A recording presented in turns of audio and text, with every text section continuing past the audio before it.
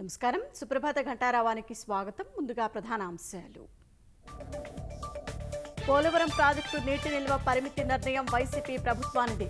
TPA తాజా వివరణతో తేట తెల్లమైన జగన్ మోసం.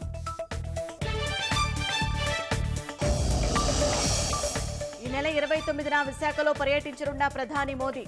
రైల్వే ప్రాజెక్టులు, జాతీయ రహదారులు జాతికి అంకితం.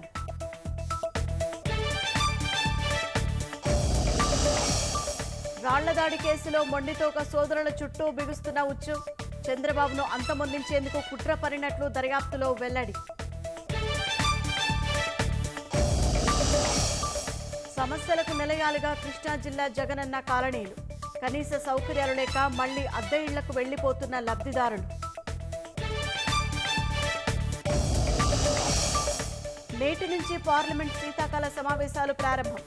వక్ఫ్ చట్ట సవరణ సహా 16 బిల్లులు ప్రవేశపెట్టనున్న కేంద్రం.